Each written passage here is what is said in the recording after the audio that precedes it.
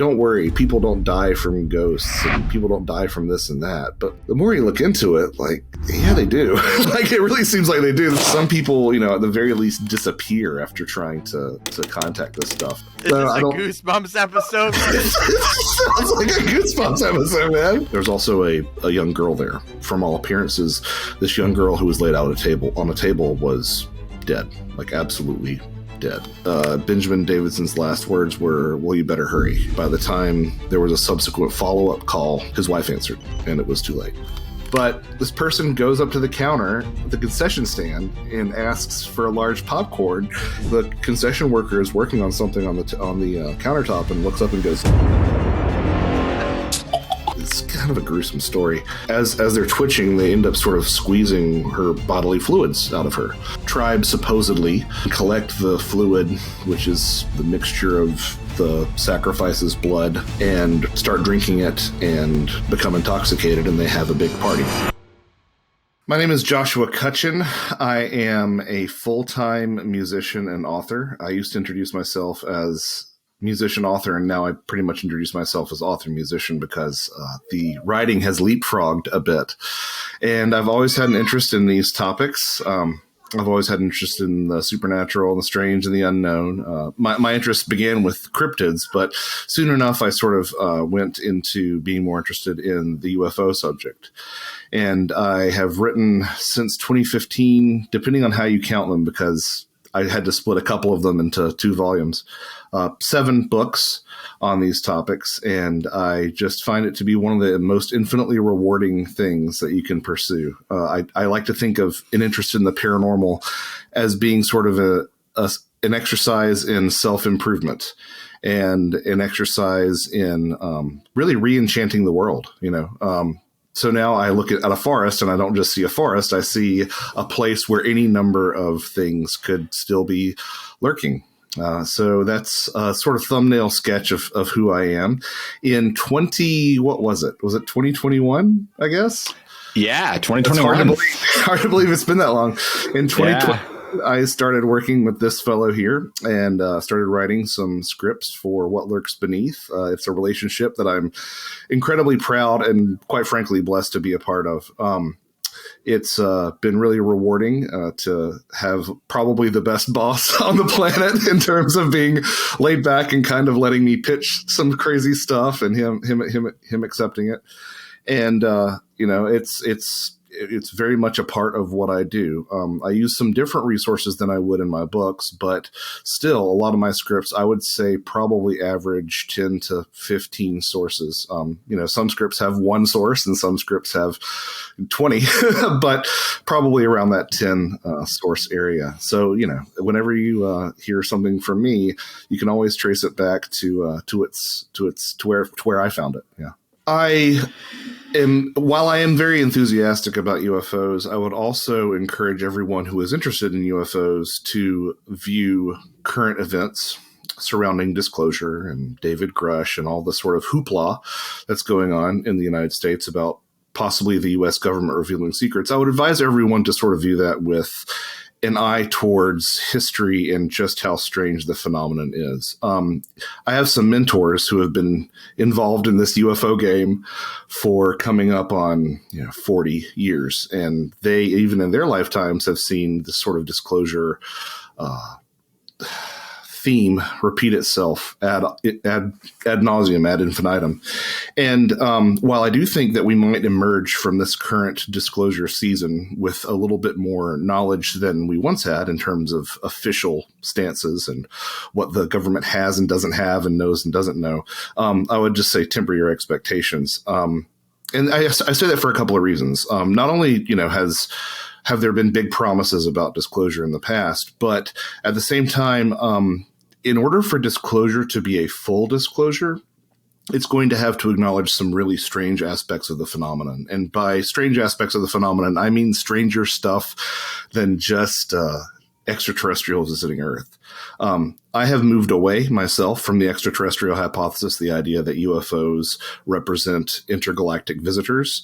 But, I still admit that might be a component of what we're seeing, or who knows, it might even be most of what we're seeing. But at the same time, there are very strange things associated with UFOs that don't quite fit into our understanding of reality. And what I mean by that are things like, missing time, which in some instances does seem to be amnesia, but in other instances it seems like time warps in the vicinity of both these craft and these occupants. This preoccupation that a lot of these beings have with our souls.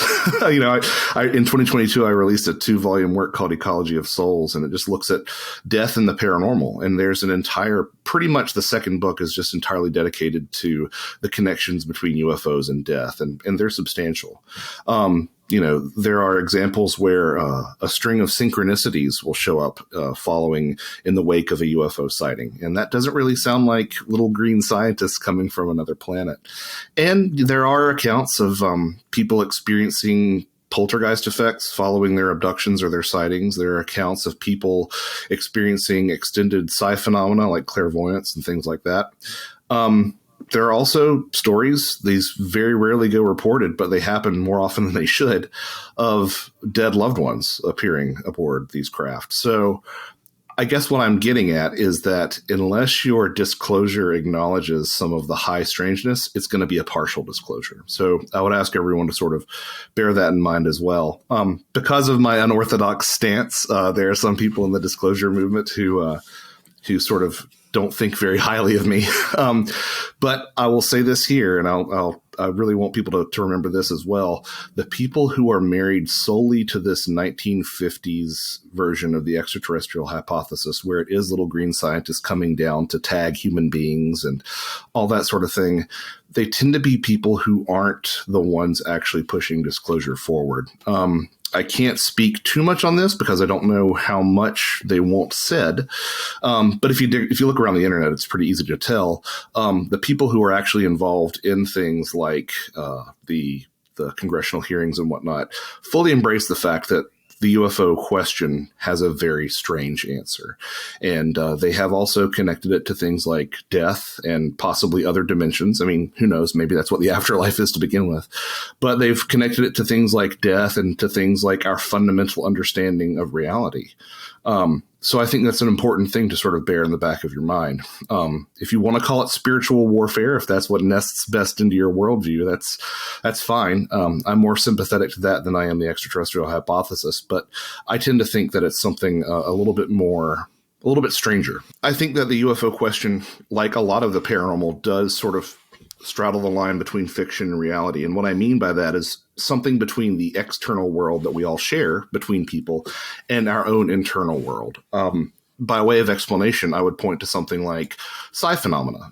Some research done by folks like Dean Radin, Rupert Sheldrake, Daryl Bim. These are laboratory-controlled experiments that they've done, illustrating that there is a greater than random chance for some of this psi phenomena to actually have a basis in reality. And what we see in that is this interaction between our internal world of the mind, or, setting aside what consciousness really is, who knows? But there's an interaction between the internal world of the mind and the external consensus reality that we all share.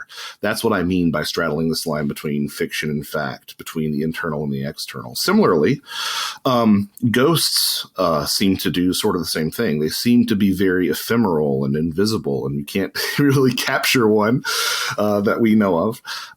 But yet they seem to interact with the physical environment as well. They slam doors, they knock things over, they speak. Sometimes they're seen in what appears to be physical fashion. They also leave footprints, in talcum powder.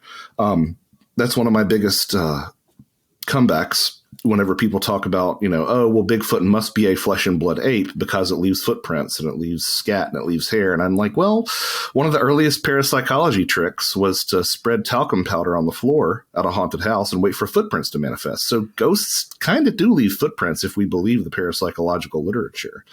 So I think that a lot of these explanations are still on the table. So while things like Bigfoot might be flesh and blood and things like UFOs might be in some regards nuts and bolts craft, I think we need to be open to a lot of the possibilities that are still out there because they could be a lot of things. And you know as well as I do, Josh, that in this field, it's probably a mixture of answers, and some of the things that we hold nearest and dearest are probably complete hogwash. And that's just the nature of the beast in this case.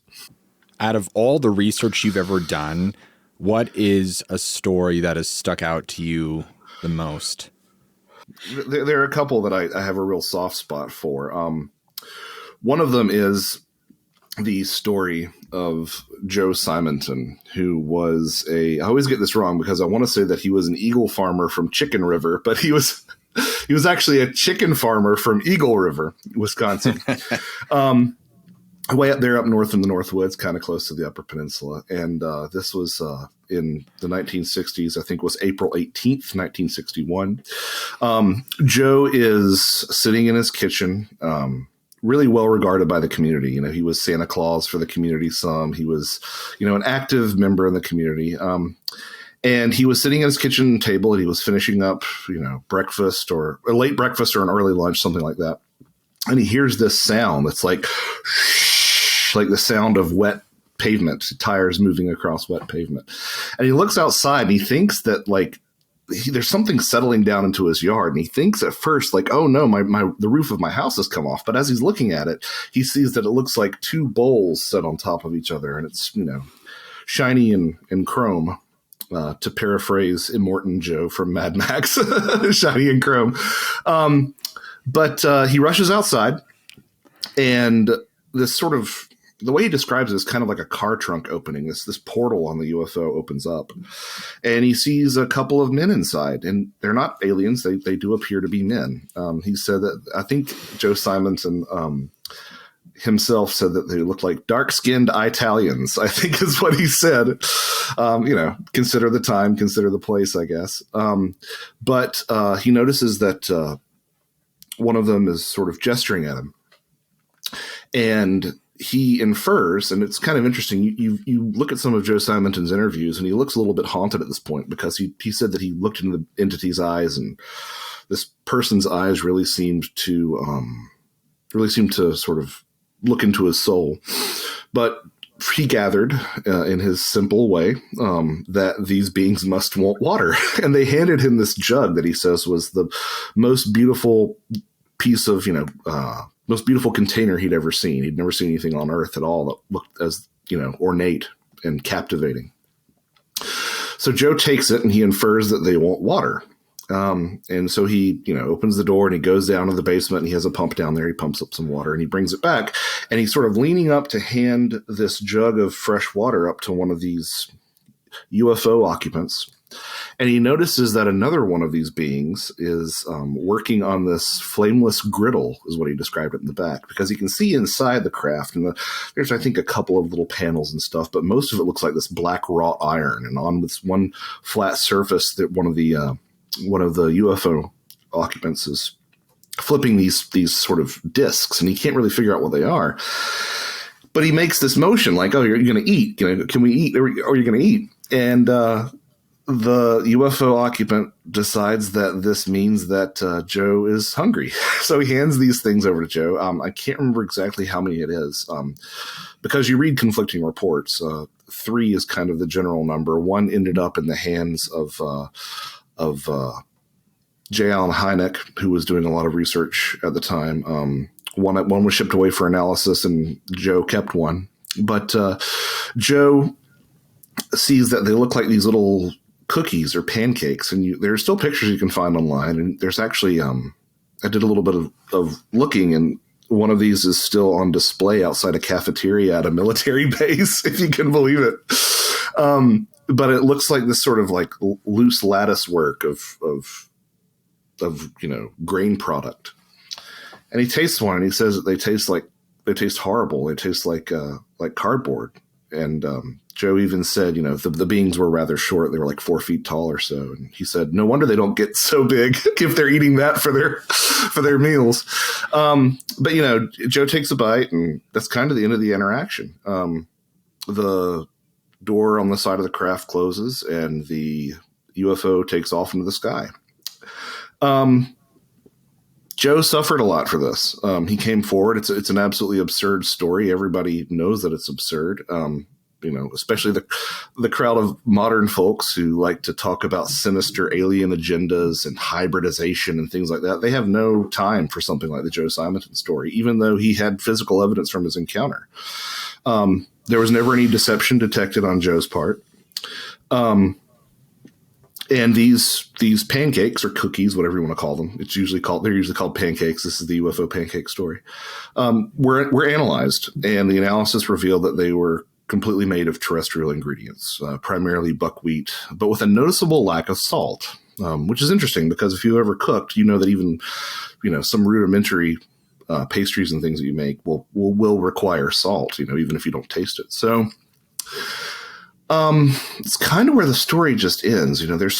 There's a lot of back and forth, and he's interviewed numerous times, and there's a bit of a media frenzy, but he passed away eventually and is still buried up there in Eagle River.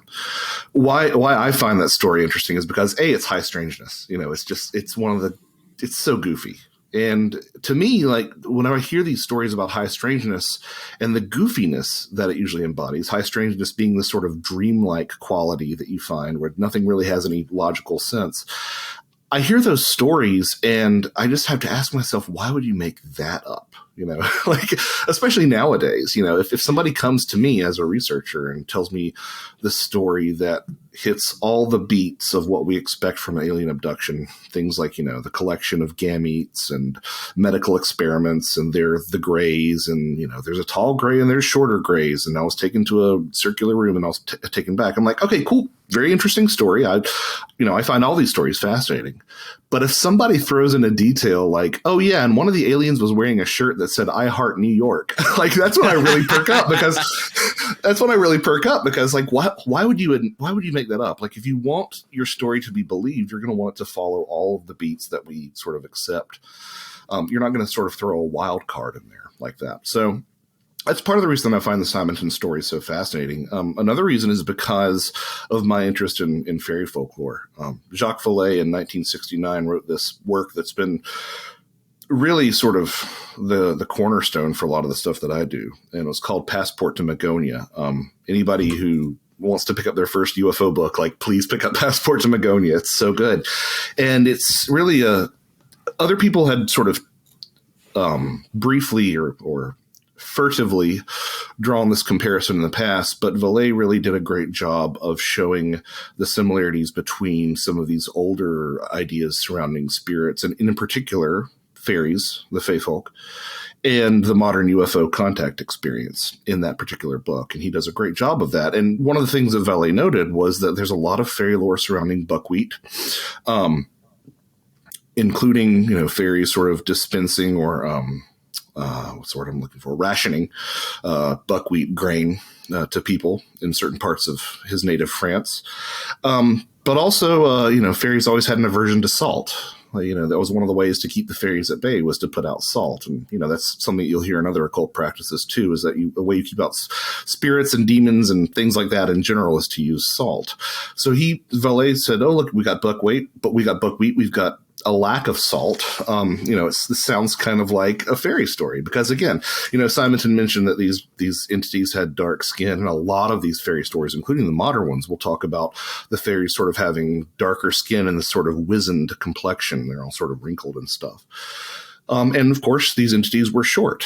And that's an entire another tangent that we could go down, the similarities between modern aliens and the fae folk, but I won't bore everyone with that at this point. But suffice to say, like, it's a very deep rabbit hole that you can keep going down. 8 years later, I still haven't reached the bottom. But one thing that I found was interesting is that there's an island off the coast of Germany where local folklore holds that a race of dwarves, referred to as the, pardon my pronunciation, the Unerbansk or Unerbanski, were very fond of helping out farmers. And Joe Simonton is a farmer. And these dwarves on this particular island helped out farmers who were working in the field by bringing them fresh water and pancakes. And that to me is, whenever you find a little tidbit like that, that's when my alarm bells really start going off, because I don't think Joe Simonton was reading a book of German folklore. there could be a case made that maybe some relative handed this bit down to it, and then he sort of forgot about it, but it stayed in his subconscious, and it sort of bubbled up during a waking dream, or any number of things. But at the same time, whenever you have people who are separated by time and distance, and they're repeating things, especially in America, things that were said in antiquity or in all these ancient old dusty texts that I love to look at. That's when I really find it interesting, because it seems to suggest that there is something objective going on in some way between those two particular stories. So the Joe Simonton story has always been a favorite of mine, and you might see it on What Lurks Beneath soon. One story that you've talked to me in the past about that's really interesting is the Leadmask case. I would love to hear you tell it for everybody. Well, the Leadmask case took place in August of 1966. And it was sort of it sent shockwaves through ufology, even though there's not really a direct UFO connection, but there's a lot of UFO adjacent stuff to it. On August 20th, a boy was near Rio de Janeiro. He was in a suburb, actually, and he goes up to this hill called the Morro de Vintim. And he goes up there. It's kind of a rough area. Valet wrote about this in his book. I can't remember. I think maybe it was Confrontations. He has books that are like Confrontations, Dimensions. So I call it the Shuns books. But this boy finds these two corpses up there on the hill, and he summons a local police officer, and the officer just finds a really strange scene. These two men were lying dead, and they were dressed in formal suits that were underneath these sort of slickers that they were using to guard themselves against the weather. And there were no apparent signs of trauma, but both of them were wearing these lead masks, and that's why it's called the Leadmask case. Neither of the bodies had been there long enough to attract the attention of scavengers or predators or anything like that. There was no apparent sign of conflict between the two men. They did find some other things in the area that they presumed were associated with whenever the men died. That included some wet towels, a water bottle, some blue and white paper, something that looked like cellophane, and a handkerchief. And they sort of took a look at some of the scraps of paper, and they found electrical formula on them. And there was also a message that said, meet at this particular spot at this particular time in the afternoon, and then we will take the capsules together. And after we have this whatever happens to us, we'll put on the masks and wait for the signal. And it's just such a strange story, because the coroner's report didn't show any signs of poisoning. There are some conflicting reports on exactly when the autopsy took place, from what I understand. But there are some indications that once the autopsy took place, the bodies were far too degraded to actually draw any conclusions. But eventually they settled on, they must have died from a heart attack sometime between August 16th and August 20th when they were discovered. They were identified as two individuals, Miguel Jose Viana and Manuel Pereira de Cruz. They were both electronics technicians. They're both electricians, but also sort of tinkerers. And they both had families. They were both married and had children. Actually, I think just one of them had children, whose memory serves. But after sort of interrogating the locals, the police pieced together this timeline of them going to, collecting materials, and they'd gotten on a bus together, and they'd gone up to this particular hill, and that's where they died. But it's really interesting to so the question, of course, at this point is like, where does the UFO come in, right? Like, I'm waiting for the UFO. Well, as it turns out, there were several sightings of a large object in the sky that night. Yeah, they're a large sort of luminous light in the sky. And there also were indications that at least one of them was involved in some occult practice, perhaps even a UFO cult. And there is the sort of going theory is that they were UFO believers who went up there to conduct basically an occult UFO ritual. And again, after looking at this question of UFOs long enough, there is some sort of connection between UFOs and the occult. I think that's relatively safe to say. Yeah, that's sort of the story. And it still is, still largely unsolved. There have been different ideas that have been come forward that have been proposed, but for the most part, it's still an unsolved case, and it's an absolutely it's a head scratcher. Me and some of my friends put together a ufology tarot deck. It was a project of a couple of years of work, and for Judgment, we prominently featured the two individuals from the Leadmask's case on that particular card, because it was sort of the theme of the card were people that had been lost to UFOs, and the two individuals from Brazil who died in the Leadmask's case are two of many who have perished over the course of chasing UFOs or trying to contact UFOs and things like that. Wow, man. Jeez.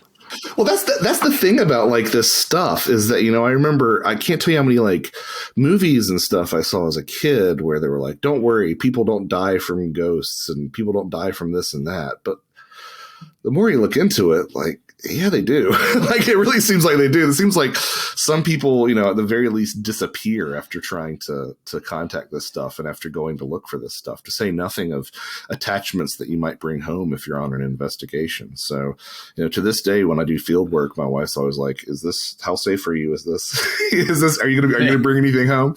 Yeah.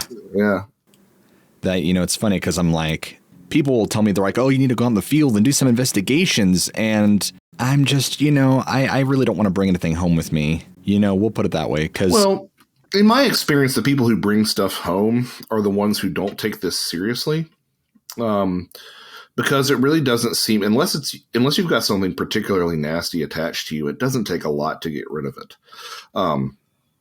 The two simplest things that you can do. I mean, the first one is, this sounds so absurd, but I've talked to numerous ghost hunters and who are friends of mine who are like, no, this totally works. Is you come home and you take a shower. Like, you come home and you take a shower and you imagine not only the water, you see the water going over your body, but you also imagine that it is cleansing white light. And you sort of say, as I'm cleansing myself, I'm also washing off anything that's attached to me. So that's the first thing. And the other thing is just having, a strong spiritual base. And from everything that I've read and seen, it doesn't really seem to matter exactly what you pray to. That isn't my own personal belief. I am a Christian, but the efficacy of prayer, regardless of what you're praying to, does seem to work in these cases. I've read stories about people who pray Christian prayers and are able to rid themselves of things. I've read stories of people who have prayed Muslim prayers. I've read people who have even made sort of pleas in a very sort of secular atheist way to just like humanity and goodness. And they all generally have a pretty good track record with, at the very least stopping an alien abduction or a jinn encounter or, something with the fairies. Or, in the best case scenario, just kind of shutting it all off completely. So, yeah, there does seem to be something about like the power of belief and the power of prayer that I think is especially effective whenever you want to get rid of this stuff. To do a good investigation, you have to put yourself in locations where this stuff is active. And you're generally having to walk into a situation that's because most of the time ghost hunters, they want to walk into a situation where there's a lot to pick from. And, like locations with horrendous pasts are those locations. And so I'm just like, I don't know, man. I'm just like, I'll enjoy it from afar. I'll read about it. I'll perform the episode, but as far as like going there, like what am I going to offer that hasn't been done 100 other times? Yeah, other than an EVP or being like, oh my god, on camera, I mean, like all the gadgets and doodads. Like I think that the most important thing that I've come back to time and time again is that like you are the most important tool that you have. It's compelling to offer video and audio, but especially nowadays, like there's nothing you're going to present to anybody that's going to convince them of the reality of these things. Even before AI, we had Photoshop, and before Photoshop, we just had simple hoaxes, simple, ingenious hoaxes, I might add. So, like, at the end of the day, like, don't try to prove this stuff to anyone. Like, prove it to yourself, and that's all that you really need, and it's all that you can really accomplish too. Like, yeah. It's really fascinating because on one hand, you have people who want top of the line photographic and video evidence, but on that same token, I feel like if you were to capture some of this phenomena, say like with the DSLR camera, just really high quality equipment, there would still be a tribe of people who would complain and scream, well, it's too clear, it's too perfect, it's a fake. Well, I mean, and it's gotten to the point where I've become completely disinterested in photographic evidence, quite frankly. I mean, I suspect, and this is my own personal take on the phenomenon, and I realize how convenient it sounds, but I just don't think that we can get great photographic evidence of any of these things. I think it was Tobe Johnson, who's a colleague of my friend, who's a colleague of my friend Timothy Renner, said he doesn't think that I think it was Tobe, said that he doesn't think that we're allowed to get video. Like, you can get audio is fine, but you can't get video. And I think that there might even be some scientific basis for that. My friend Soraya Azkath has speculated that these things are appearing on spectra that don't get picked up by mechanical means. Like, the human eye can pick it up, but you can't pick it up by mechanical means. And, you take pictures of every picture I've ever taken of a landscape doesn't look like the landscape where I was. It's always just a pale imitation. With the advent of text to image generation and AI models, I wouldn't even trust any image you see. And unfortunately, I'm looking at you guys out there. I've seen some AI images floating around Facebook groups where people are all like, this is cut off a trail cam. I'm like, that was clearly made with Midjourney. So, yeah, a lot of them do have, I've seen, a lot of them do, though, still have this sheen that I can't quite put my finger on, but something about it, like, everything's a little bit too smooth, especially those ones that pop up that are sepia toned. I'm sure you've seen those. Like, oh, here's yeah. There's something about it. Yeah, something just not quite right. Yeah, especially of public figures too. I mean, they look straight up like photographs. What problems could that possibly create? Yeah. We have voice cloning nouns, but I think genuine, authentic evidence is going to be really hard to find. It's going to have to be repeatable, right? That's the thing. Yeah. It's going to have to be repeatable. It can't be a one-off encounter.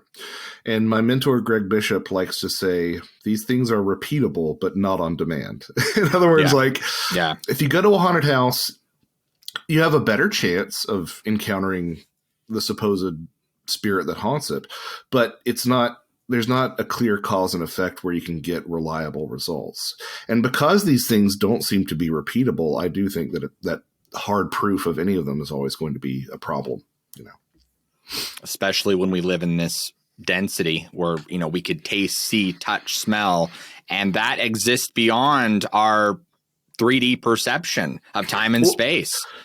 100%. And, we only see a slight sliver of this reality anyway. And I think that people underestimate how much language plays a role in defining our reality. Like, if I could somehow deprive you of your vocabulary, it would be a terrifying landscape around you, because there'll be these things and these feelings and these images and just all sorts of things that we don't have words for, and they just are, but because we grow up and are embedded in a system of language whenever we grow up in a culture or society, that's how we're able to make meaning and make sense of this stuff. This is actually probably a good segue for another one of my favorite UFO cases that we haven't talked about, which is the Herbert Schirmer abduction.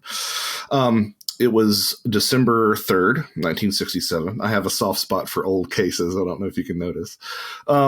But there was a police patrolman by the name of Herbert Schirmer, and he was patrolling downtown Ashland, Nebraska. And this was about 2:30 in the morning. And he saw something that looked like a football, and it was colored red, and it was surrounded by flashing lights, and then it went straight out of sight. But as it turns out, he had some missing time, about 20 minutes worth. At the time that he saw the UFO, Herbert had just checked out a livestock barn and was just doing some really, mundane tasks. But what's interesting about this story is that it kind of happened, if memory serves, it happened more or less in like the middle of downtown Ashland, Nebraska.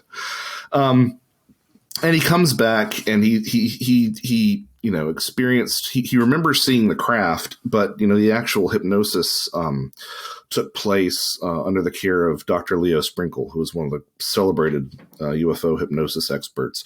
We can talk about hypnosis if you want to at some point. It doesn't seem to be a good tool for retrieving memories, but I still think it has some utility. The idea that I'm working on, the idea that I've been playing with for the past couple of years is that hypnotic regression doesn't retrieve memories of what happened aboard the craft, but it does reinitiate contact with the intelligence on the craft while you're on the couch. And what I mean by that is like,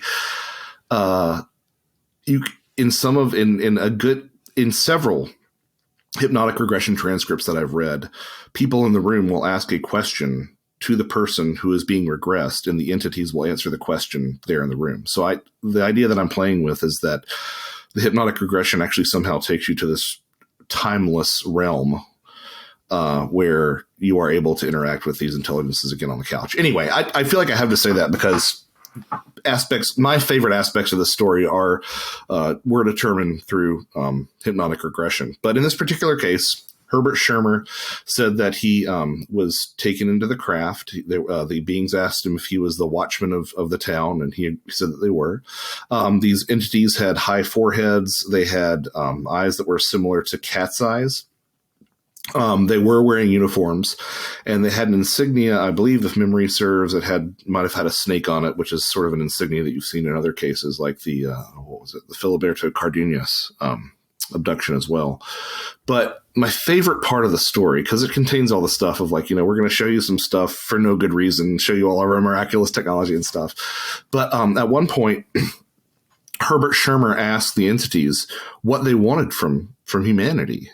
And the entities said, "We want you to believe in us, but not too much." And I love that. I love that little quote so much, because I think that goes away to explain the motivations of what seems to lie behind the UFO phenomenon. It kind of wants to exist in this realm where there's always plausible deniability of whether or not it's a real thing or not. And if we are dealing with an intelligence, in the case of UFOs, that is positioned such that it does have a certain degree of mastery over reality, quite frankly, then it's child's play, right? To stay in the shadows. If I, the example that I always used is when my kids were infants, like I could take a ball of yarn or something, right? And I could show it to them and I could get it right up in their face. But like, if I didn't want them to have that ball of yarn, there's no way they're getting that ball of yarn or whatever, so I do think that that quote is exemplary of the sort of thinking that lies behind the phenomenon, even with all those caveats about the effectiveness of hypnotic regression and stuff. Tell me two of the most disturbing or horrendous UFO alien accounts that might come to your mind. See, I've done such. I used to be terrified of alien abductions, and I've done so much hard work in desensitizing myself that I don't find a lot of them absolutely horrifying anymore. But actually, I will say that an image that has always stuck in my mind actually comes from my good friend Mike Cleland. Mike is the owl guy. He's written literally the book on connections between owls and UFOs. And once you start talking to UFO experiencers, you will often find that there's some sort of owl connection. Either they remember an owl, or they saw an owl in a strange situation just before or after a sighting. And, this was sort of immortalized in that film, The Fourth Kind, which has its merits. It's presented as a documentary, and it's not, but it has its merits. But Mike has had a lot of strange experiences involving owls. And Mike has only recently become comfortable enough to sort of admit that he's probably an alien abductee. And that's part of what I like about Mike's work, is because he always couches his experiences in seems to me, or seemed like, or might be. You know, he's always sort of not doubting himself, but he's willing to entertain the possibility that he's wrong. And one of the experiences that Mike had that I think is just the most terrifying image is he distinctly remembers waking up in the middle of the night, and all of reality sort of looks a bit distorted. It looks like he's looking through a fisheye lens, or a fishbowl, is actually the language that Mike uses. And it was accompanied by that feeling that he sometimes gets when he's in the proximity of the phenomenon, which is like being stuck between two like poles of magnets. You know, when you push them together and it's a positive and a positive, you can feel that kind of invisible force pushing, and it's kind of slippery, and it's like, but you can tell that there's some strength there. That's the experience. That's the sensation that he gets, and others have reported that as well. Mike wakes up in the middle of the night. He has this perception, and he looks out his window, and across his lawn, he sees, backlit by this blinding light, several short, spindly forms with gigantic heads. And they are walking across the lawn towards him, and they're backlit. They're just silhouettes. But we all know exactly what they look like, right? And perhaps the most disturbing part about this, as disturbing as that image is the thought that comes into Mike's head. Because Mike has said since then, he's like, I should have grabbed a baseball bat, or if I don't know if he owned a firearm at the time or anything, but he's like, I should have like done something. But he said the thought that came into his head was, oh, they're back. Now is the time to put my head on the pillow and go to sleep. And something about that just gives me the absolute goosebumps. And when you place it within the broader context of the jaw-dropping synchronicities that Mike has had, it really gets even more powerful. And anybody who's interested should check out his books. His first one is called The Messengers, and he has another one called The Stories from the Messengers, and another one that's a collection of his blog posts called Hidden Experience. But that to me has always stuck out as like, what's the worst case scenario? That later you would remember something like that. Wow. Yeah. That to me has always been one of the most chilling things I've ever heard. Yeah. And the fact that the memory just ends there is probably even worse. Yeah. Tell me about your research into mantid beings.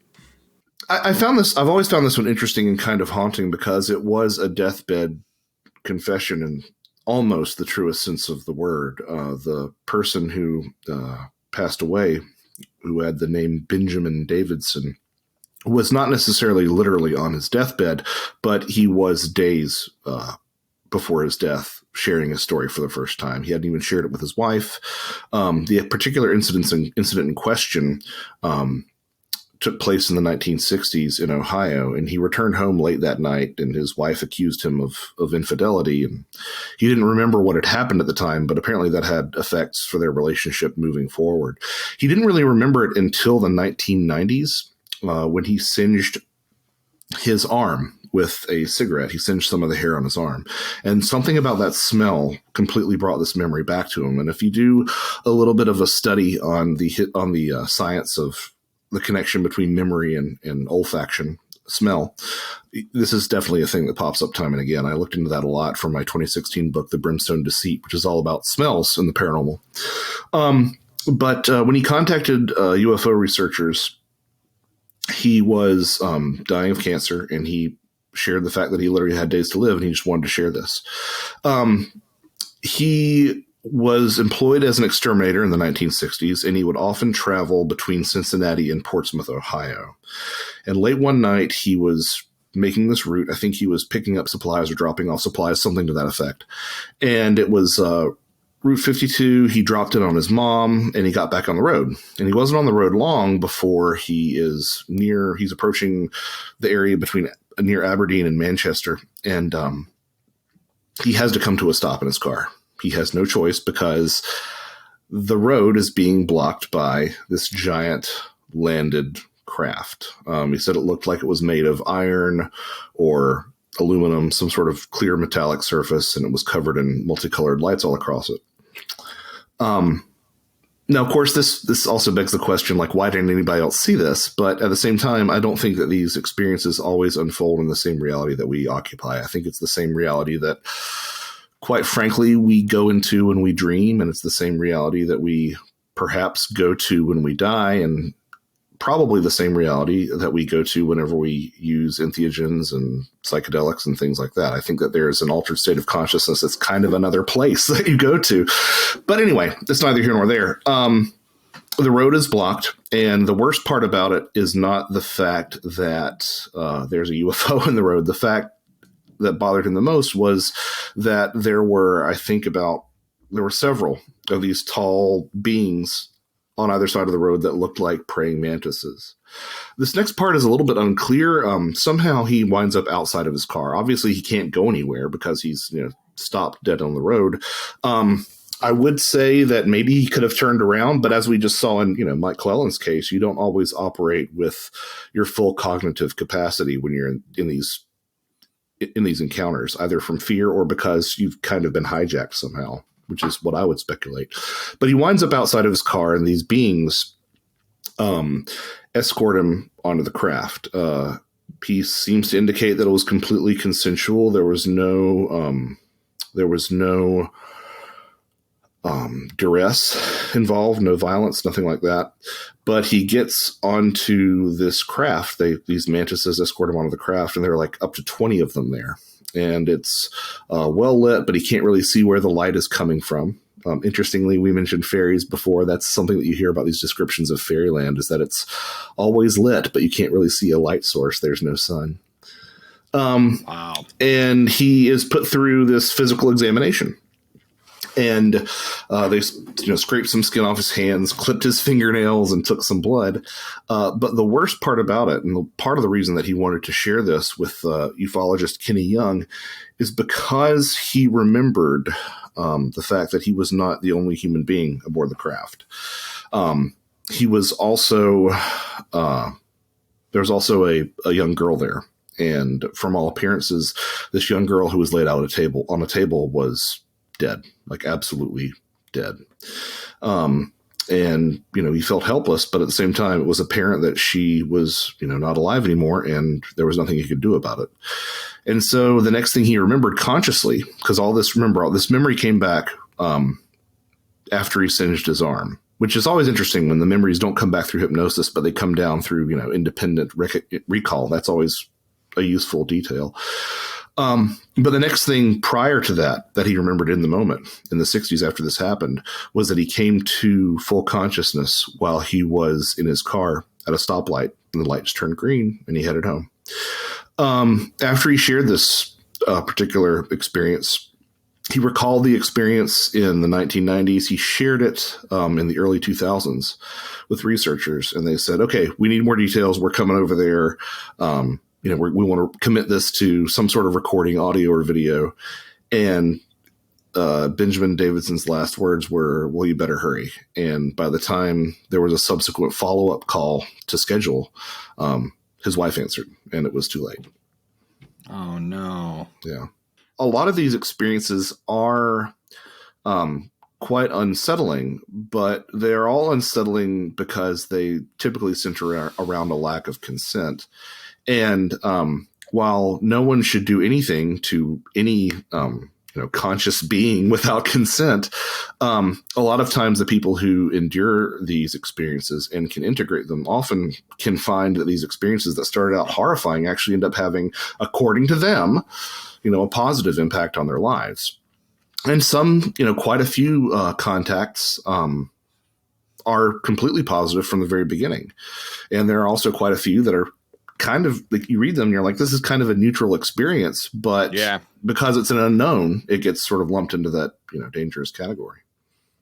Another strange cryptid that you've mentioned before is the monopod. Right. Could you tell me more about it?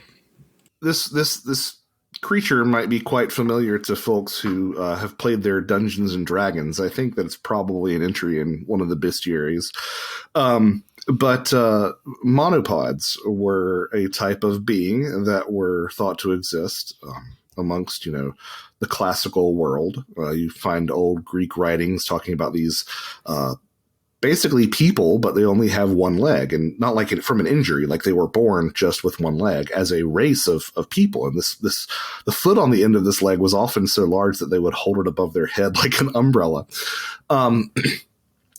As odd as that sounds, it's kind of a minor motif in the paranormal. There is I believe it's somewhere in South America, I think it might be Brazil, a type of spirit known as the Saci or Saci Perere that is known for hopping around the forests on one foot and sort of playing pranks on people, tricking people. There are stories from the Arabic world of Nas, which is a type of jinn that has 1 foot. There was a type of sort of fairy-esque creature in the Scottish Highlands known as the Fachan or Fashan. I'm not sure. Careful how you pronounce that one right. Yeah, exactly. Careful how you pronounce that one. Which was just, it kind of had one eye and one hand sticking out of its chest and one leg.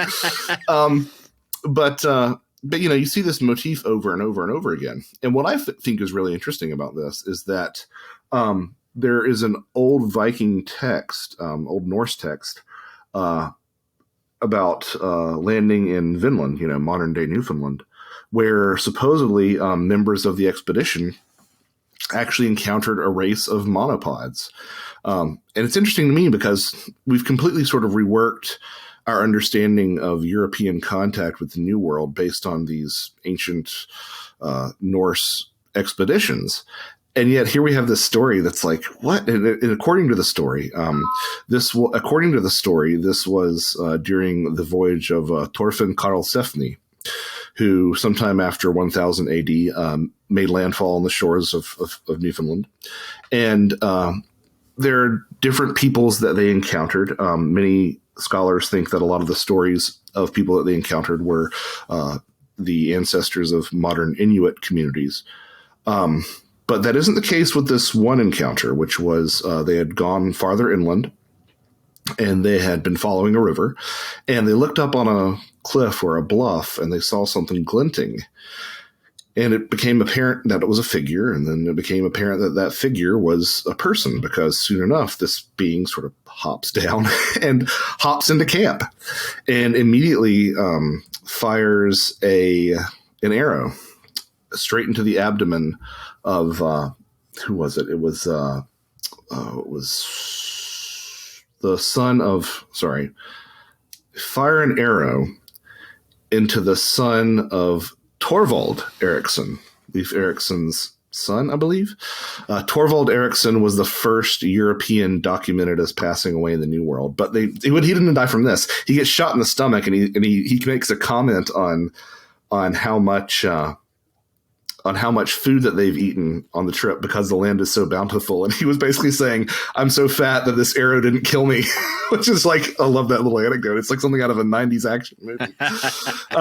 But they ended up chasing this one-footed monopod. They called them Einfootinger, one-footers. And they ended up chasing them, but they chased them into the territory. They chased this, assailant that had shot Torvald. They chased him into the one-footed people's lands, but they ended up sort of getting scared and didn't want to suffer any further losses, and they retreated. But it's in the historical record that this was supposedly a being, one of many that they actually encountered.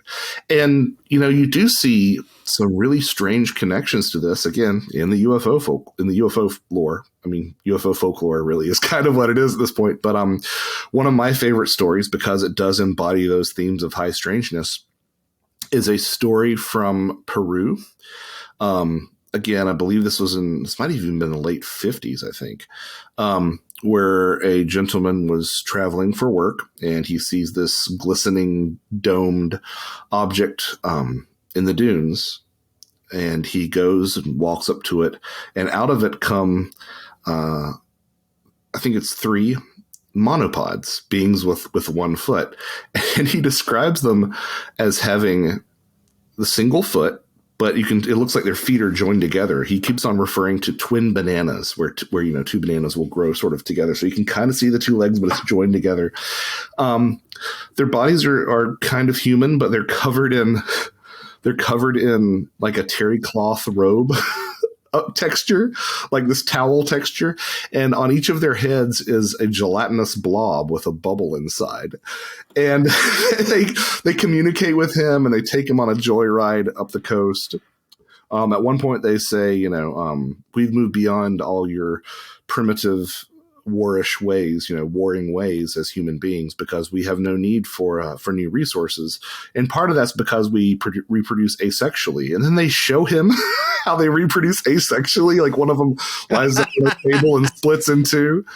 And it's a strange story, but it was also, it was discussed. It was one of the cases that was discussed with one of those early UFO organizations, APRO, led by Jim and Coral Lorenzen, who had a strong presence in South America, and were really, quite frankly, introducing a lot of these stories from the Southern Hemisphere into the Americas, and saying, look, this is a worldwide phenomenon, and it doesn't necessarily always look like we expect it to look as Americans. Right. So yeah, it's a pretty wild story, but I just love that description of the entities. But the more you look, the more you do see these monopod entities coming out of UFOs and such. I mean, the Pascagoula aliens are another great example of that. They sort of had a similar appearance. They look kind of like one-legged mummies with, cones sticking out of their heads and crab pinchers, but still the one-legged mummy description pops up again and again. From the work we've done together, I would probably have to say that Rat Man is one of the stranger humanoids you've described to me. Tell us more about it. Well, so once you're involved in this for a while, it's kind of like I'm sure you've noticed this too, Josh. You kind of need new highs, right? Like, it's another Bigfoot story. Oh, it's another Dogman story. Like, I want to hear about something that's really wild and out there and new. Which is why I think monopods are interesting. But there's also this story that, for the most part, is regarded as an urban legend, although I did find some allegedly true stories about it, of this being known as the Rat Man of Southend. And in this sort of holiday community in southeastern England, Southend-on-Sea, there is an underpass that goes underneath one of the roads for pedestrians that is said to be the dwelling of the Rat Man of Southend. And to this day, you'll have ghost walks and stuff in Southend that'll sort of stop there and hope to hear something and whatnot. But as the story goes, there are two primary versions of the story. The most popular one is the idea that there was a homeless man who wasn't bothering anybody, but a local group of ruffians got together and decided to take his blanket. And it was wintertime, so obviously this was a death sentence, but they made it even worse by severely beating him and leaving him to perish. And the story goes that it wasn't necessarily that which finished him off. It was the swarm of rats that came out of the walls of the underpass to descend upon him and basically ate him alive. And after that, yeah, it's a dark urban legend. After that, he was sort of reincarnated or got a second life as this human rat hybrid that will jump out and pounce upon you if you pass through the underpass at night. The other origin story is that there was a mayor of Southend who was infamously cheating on his spouse. And as divine retribution, he was cursed with a child that was born with the features of a rat, including a long worm-like tail. And he didn't know what to do with this child, so he constructed, a secret chamber in the underpass. And this is where the child lives, and sometimes from time to time will pick off one of its victims to eat them, because the child also displayed a taste for human flesh. So most of the stories that you find about the Rat Man of Southend nowadays are, most of them are urban legends. There's one story of a soldier on shore leave who passes through the underpass and is pounced upon by the Rat Man. And the Rat Man claws at him and, puts gouges in his body, and he barely gets out with his life before a policeman walks by. And as soon as the policeman walks by, the rat man disappears, either, into a darkened, recessed corner of the underpass or vanishes into thin air. That's very apocryphal. There are stories of people in the area who say that like it's kind of just an unpleasant place to be. Even if there wasn't the Rat Man legend, it always smells like pee and and old food. It's just so like downtown Portland, basically. Yeah. I mean, it's one of those unpleasant urban areas that you sometimes find yourself in. There was another story of a fellow who grew up in the South End area, and he was hearing stories about the Rat Man all his life, and he thought it was just a bunch of malarkey. He leaves. He returns home as an adult to visit his grandmother, and goes to the pub, and he's walking back to where he's staying, and he wants to cross the road, and he finds himself at the Rat Man's underpass. And he's like, well, those are just, kids' stories. And he goes in there, and the smell and the atmosphere just overtake him, and they sort of mix with the fact that he's been drinking, and he leans over to, puke. And as he's puking, he hears something that he says sounds like a rabid infant hissing at him. And he's like, was that in my head? And then it happens again, and he rushes out of the tunnel.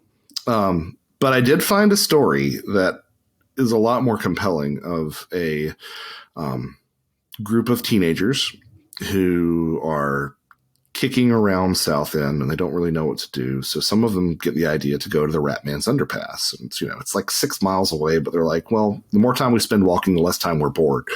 So 4 of them go, 2 of them stay behind, and then only one of them returns to the 2 who were staying behind. And he returns, and his clothes are in tatters, and he has these scratches on his back. And he's like, I saw it. And according to him, so this story is like already secondhand, third hand at this point. The youths go to the underpass. They have their tunnel. They have their flashlights, their torches, as they say in the UK.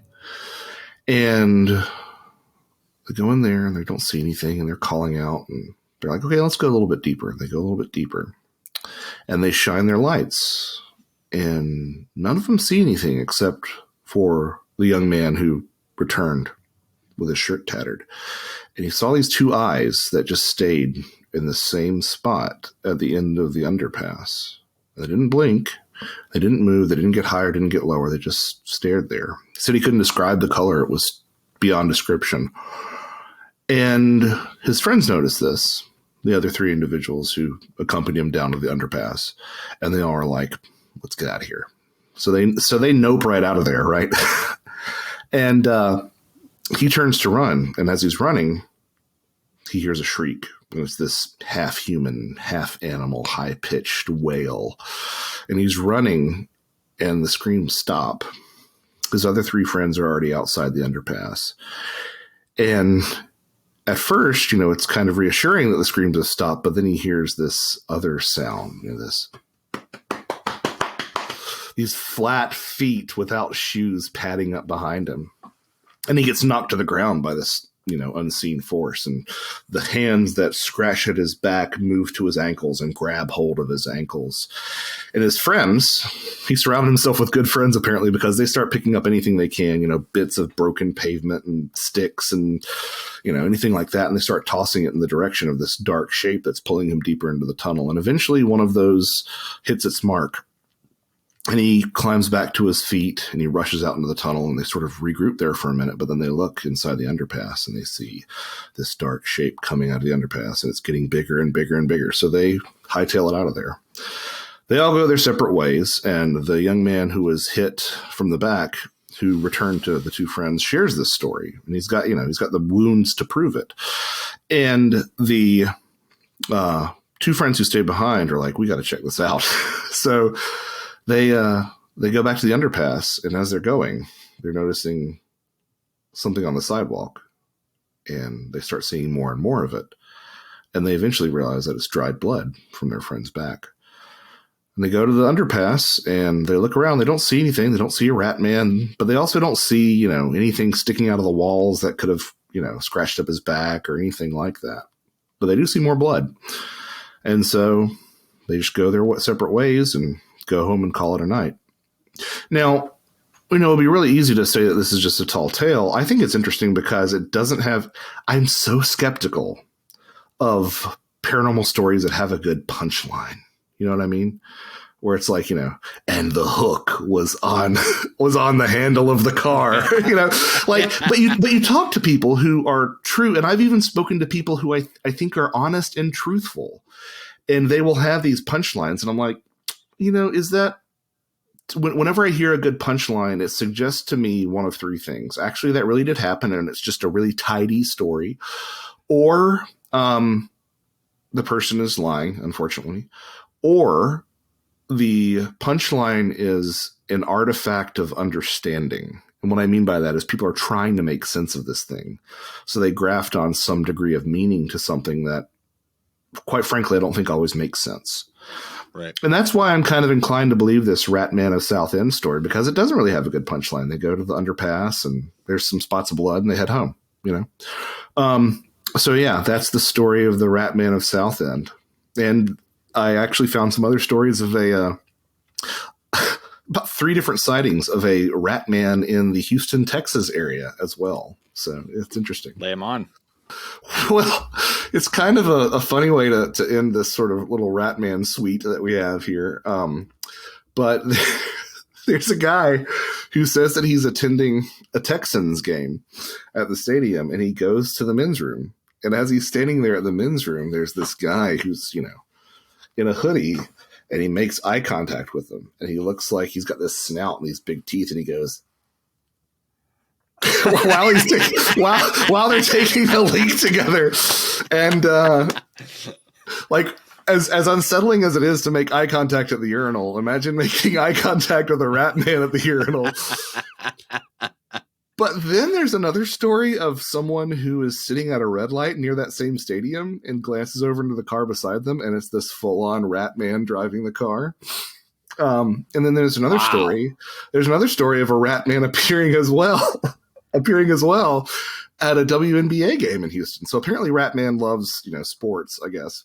But this person goes up to the counter at the concession stand and asks for a large popcorn, and the concession worker is working on something on the countertop and looks up and goes, and it's this rat person, Is this a Goosebumps episode? What is it? Sounds like a Goosebumps episode, man.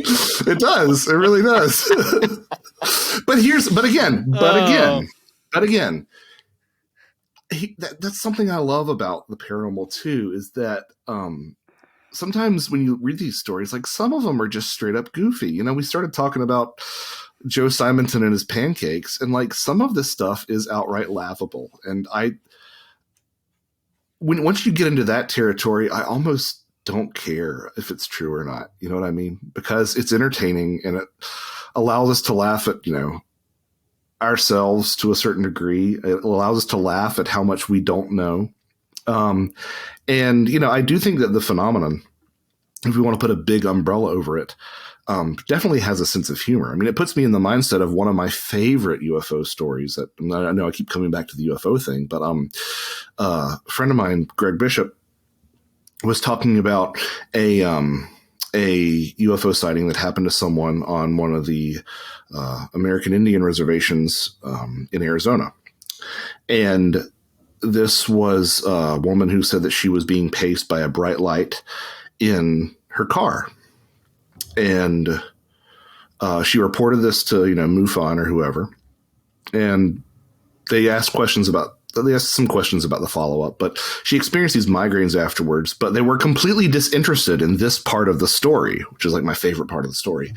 She comes home shortly after seeing this ball of light that's pacing her in the car, and standing in front of her garage door is like a 4-foot tall polka-dotted rabbit in front of her garage door. And then it bounces away. And of course, jackrabbits aren't that big and they shouldn't have polka dots. But the sighting was near a town in Arizona called Loop, Leupp, which is really close to the Latin word for rabbit, lepus, you know? So there's this surrealist, like, word play, pun, absurdity thing going on across the phenomenon. And I think it's a really important detail that often gets overlooked when you're being so serious about it. Like, there's something about this thing that's playful. It's the trickster. If there can be a giant rabbit manifesting after a UFO sighting that's somehow connected in terms of wordplay to the place where it was seen, then yeah, how about a rat man in a concession stand, you know? If this person like really had that experience, like that is genuinely terrifying. It's not like a goofy face. It's like this hideous looking rat thing. So of course, like that poor person is probably terrified.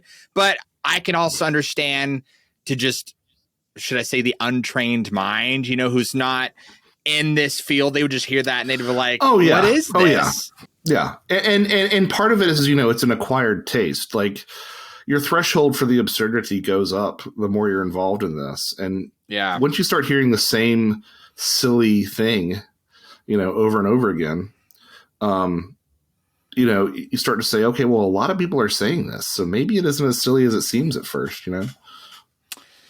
Yes. Terry cloth banana monopods, you know? It's the same thing. Yeah. So the nice thing about not insisting on everything being so serious or things being on this binary of like real versus fake is I think it allows you to pivot when a new cryptid comes on the scene, you know, because you start to see that maybe human belief is playing some sort of role in manifesting these things. And, you know, there are a lot of different indications of that with things like, you know, tulpas, which are thought forms, or egregores, which are basically thought forms at the, you know, collective level. There's a history of that in occultism, and, you know, various religions and stuff like that. And so that's kind of, but I'll admit, you know, even with that sort of outlook, that when I first heard about the not deer, I was like, is this a thing? But apparently, you know, it is one of those stories that was talked about, you know, in Appalachia more long before it made its way onto the internet. And because it's a new thing, it kind of took its own life, took on a life of its own on the internet.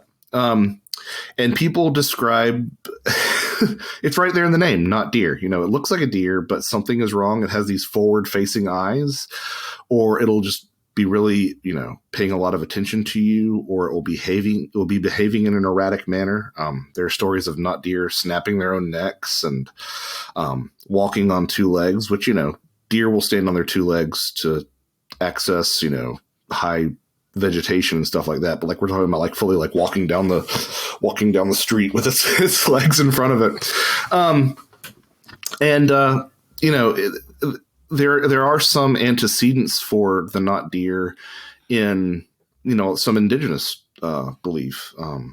You know, a lot of people, as they love to do nowadays, will toss them into the skinwalker pile, right? But there are also, you know, there's the deer woman, which is the subject of a lot of different tribal belief, pretty widespread from what I recall, as sort of this vengeful force that protects women and children.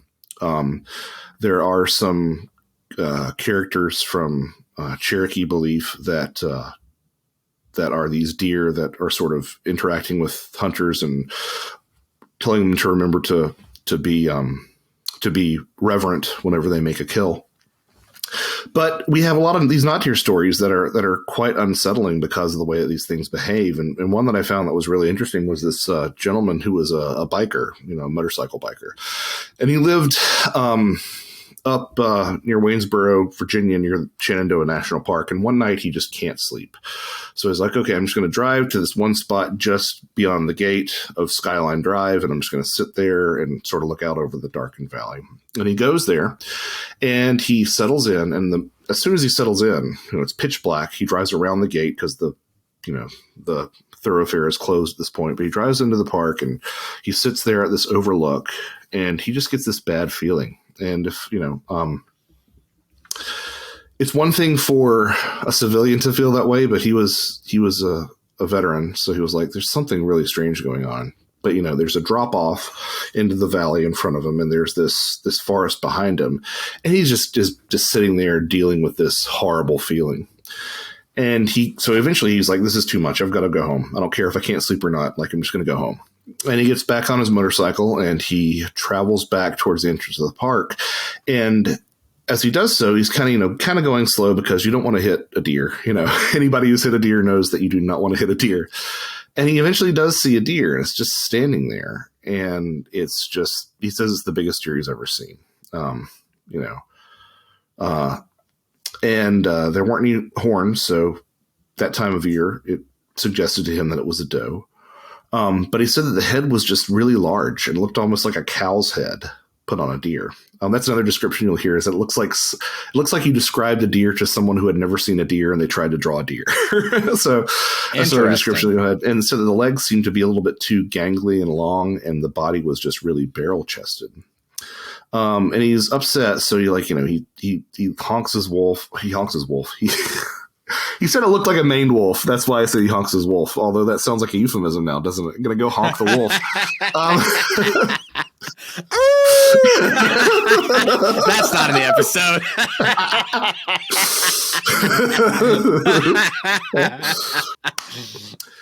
So he honks his horn. Sorry.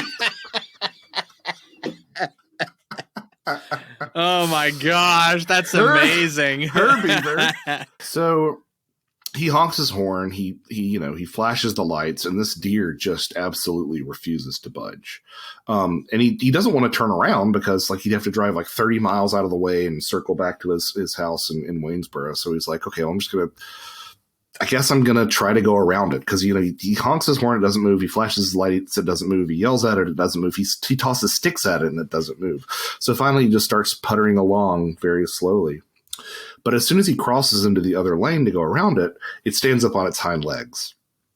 And it already looks strange enough, right? But it stands up on its hind legs, and it's just sort of jerking towards him in this really creepy manner. And then it just stands there, and it shakes its head, he said, like a dog with a toy, and then hops over the small wall that leads down into the valley. And he's like, that doesn't make any sense, because that's a 50-foot drop, 75-degree angle. There's no way that this deer should have done that. And he's looking at the wall, and then boop, up pops its head, and it's looking at him. And so he just gets out of there as quickly as he can. Now, there are certain conditions that, might attribute for some of this behavior. There are obviously, you've got chronic wasting disease. That's a real big problem with a lot of these deer populations. And there are also certain forms of, I believe, encephalitis or something along those lines, certain viruses that can make deer not be afraid and act erratically and drool and things like that. But when you have a lot of these different things combined, including his description of how it didn't look right to begin with, it'd be one thing if he was like, oh, it looked like a normal deer, and then it stood on its legs and it hopped away. That's different than being like, I thought this thing was odd looking from the get-go. It's a very different sort of, very different sort of experience. So as far as what it is, I mean, anyone's guess. There are stories of not deer talking to people or saying things, which sort of puts me in the mind that if you believe in such things, you could probably call it a spirit. I have a lot of interest and a great deal of sympathy towards indigenous beliefs when it comes to things like the paranormal and just in general.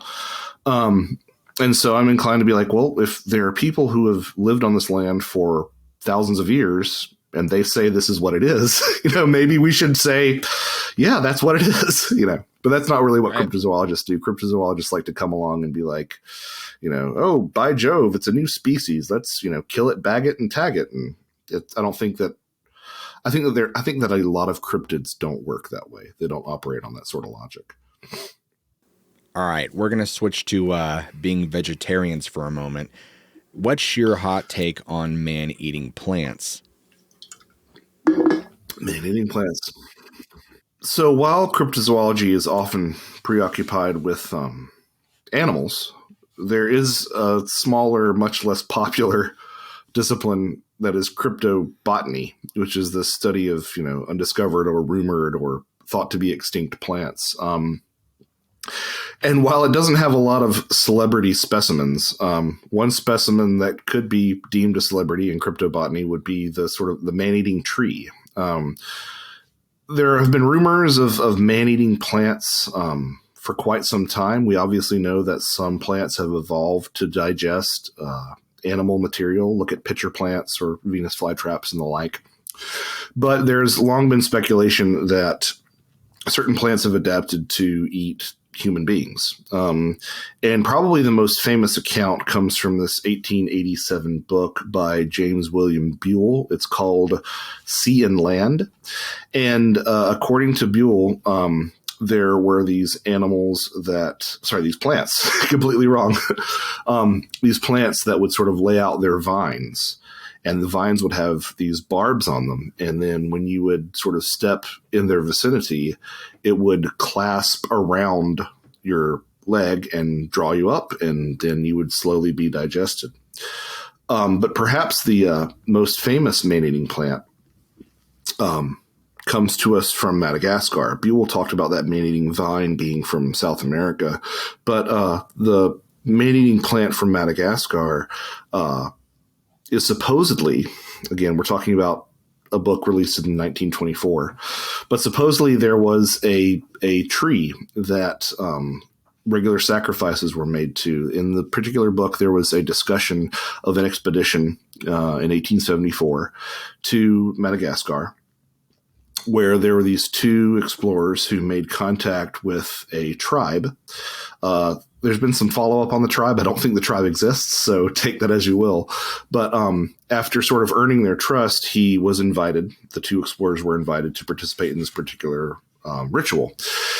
So they go into the forest, and there's this big clearing. And in the middle of it is this gigantic shape that looks kind of like a pineapple. It's about 8 feet tall, and it has this incredibly strong bark on the sides of it. And atop the tree are these like 8 leaves, which are about 12 feet long each. On each of the leaves, there are these sort of spikes, almost like the really fine spikes like you'd find on maybe a thistle or something. And in the middle of the leaves is this big depression that's full of like sap or some sort of thick fluid. But the entire time that the explorers are looking at this plant, like the leaves are sort of doing this, this tendril dance. They're sort of moving their hands, or their leaves, I guess. The plant's moving its leaves. And again, this is according to the account.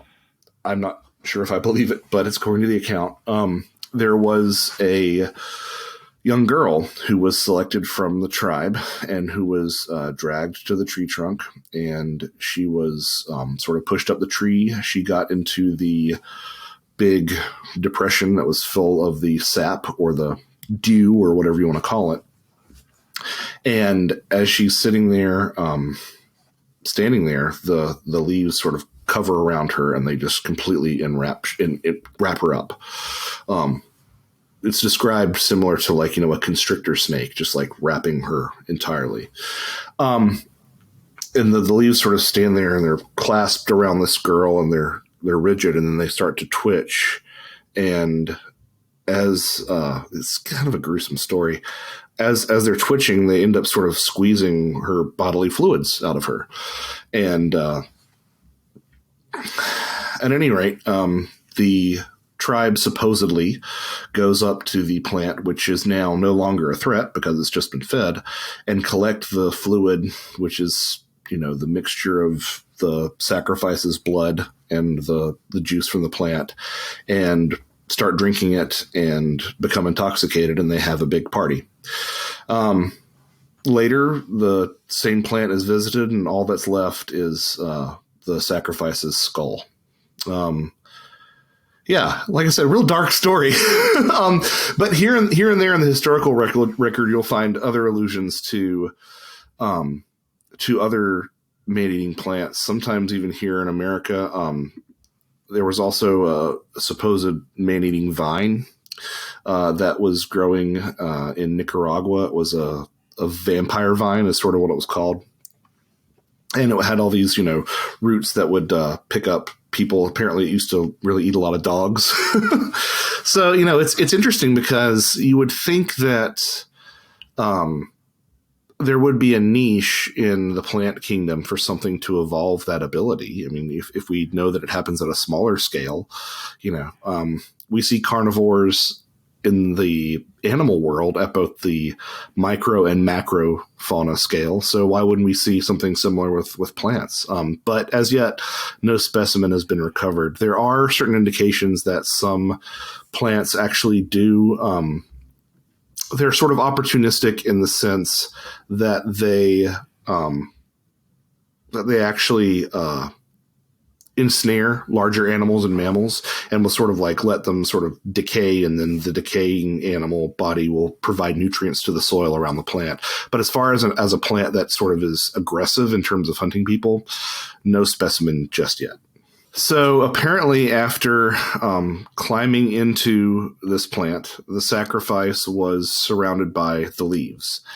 And these leaves once appeared delicate and sort of light and airy as they were moving around, but they became rigid and they posed for a moment and then absolutely snapped onto her body and just wrapped her up time and again. And the entire time that she is screaming, her screams are sort of going into a gurgling moan, is what the original text describes.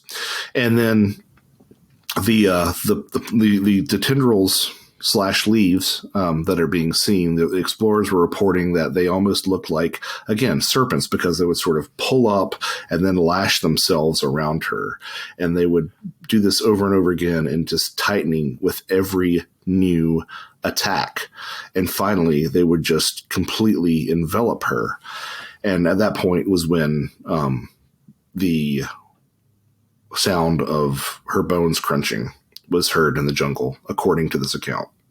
That's one of those things that, if you look at, even constrictors aren't that brutal, boa constrictors right. And stuff like that.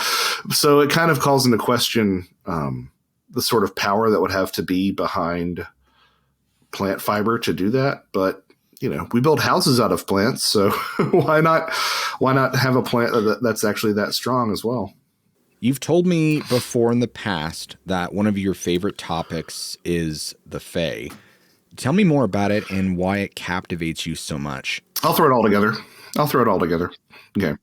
So a lot of my interest has stemmed from those similarities between UFOs and the fairy folk. And even when you bring up fairies nowadays, you invite laughter. It's one of those things that when people are talking about something that we believe has more credibility, like Bigfoot, you'll say things like, it's Bigfoot, it's not a unicorn or a leprechaun. And you're like, well, actually, maybe leprechauns have some sort of basis in reality. And part of the reason for our disbelief in things like fairies is because they have been co-opted by popular culture. The fairies of folklore are very different from the fairies that you see on children's programming today. They don't have wings. They tend to be small, but they tend also to be human-sized and can also, shape-shift and size shift. But there were also these forces that were not to be reckoned with and not to be taken lightly. In fact, you'll see these euphemisms for fairies being called, the people of peace or the good folk. And it wasn't because they actually believed that these were peaceful or benevolent entities. It was a sign of respect. I just recently read something from a work of fiction that compared it to saying good dog when a dog is growling at you. Like, it's kind of like, come on, you're good, right? And they were forces that dictated a lot of natural elements in the lives of our ancestors. And I say our ancestors collectively because if you look into it, there are characters or there are beings that you could characterize as fairies that can be found amongst practically every population. Here in the New World, a majority, there was a study that was done, and I don't have the numbers in front of me right now, but there was a study that found that a majority of indigenous North American tribes did believe in something along the lines of the little people. And they were as in Europe.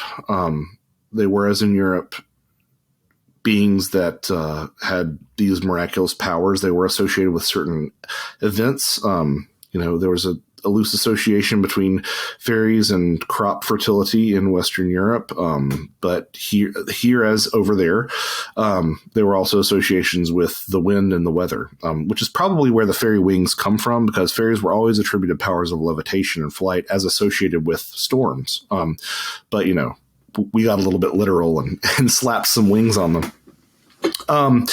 But they were also these characters that were very fond of abducting people, especially segments of the population that were deemed vulnerable, like women and children. In fact, that you could argue that was one of the hallmarks of fairies, that they did that. They had an affinity for living underground, that they tended to be small, but again, were capable of changing their size and their shape, that they lived on the margins of civilization, and that they also had this habit of taking human children and replacing them with something else. And that's where the idea of the changeling comes from. And depending upon the source, the changeling might be a sick fairy infant, it might be an elderly fairy, or it might be something entirely inanimate, like a wooden statue that's sort of cloaked with glamour to appear like a living human child. And the idea, generally speaking, was that there were several motives ascribed to this, but one of the ideas that you see often is the idea that the fairies were sort of a race on the decline, and they from time to time needed a new infusion of genetics and blood and just stock into their race to thrive, which is pretty much the exact motivations that you hear in these modern stories of human alien hybrid programs, that the aliens are dying and they need our genetic material to have their race survive. So that's just one of the points of comparison. But, you know, the fairies were kind of, I should say, with all due respect to them, are free agents in the sense that if you're good to them, generally speaking, they're good to you. And if you respect them, they will be kind towards you. And if you don't, then that's a big problem. They can make your life a living hell. Everything up to and including death. They could blind you. They could cripple you. They could ruin your finances.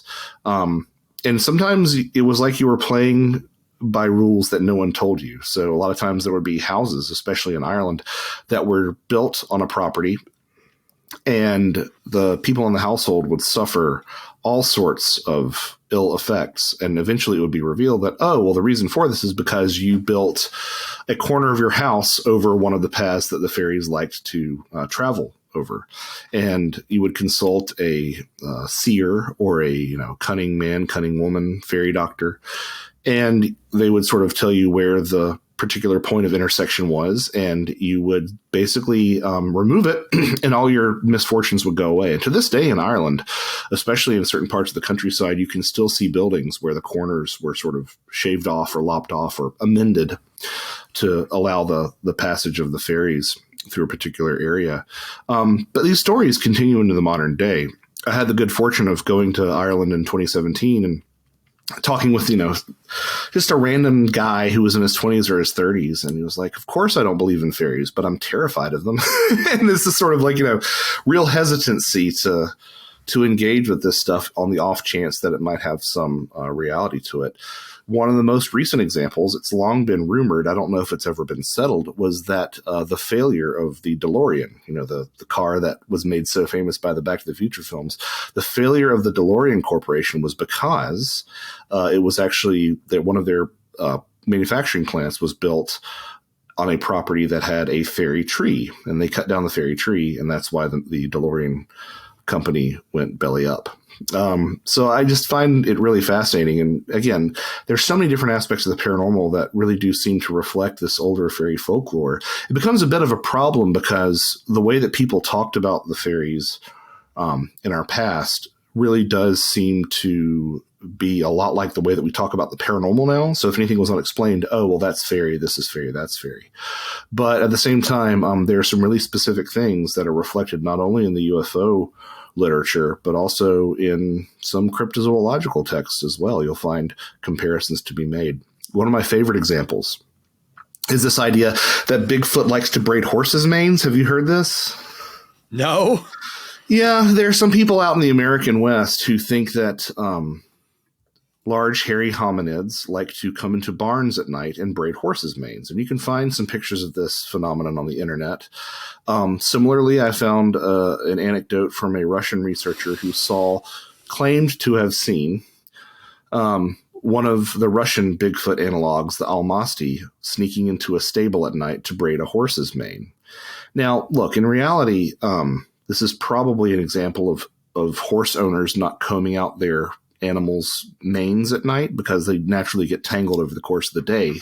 But what I find really interesting is the fact that we blame them on Bigfoot, where if you look at, texts from 18th century Dover or, even some early 20th century reports from Newfoundland where a lot of this fairy lore was imported, it was blamed on the fairies. Like if you went out to your stable in the morning and your horse's mane was all tangled, it wasn't Bigfoot sneaking in to braid horses' manes. It was the fairies.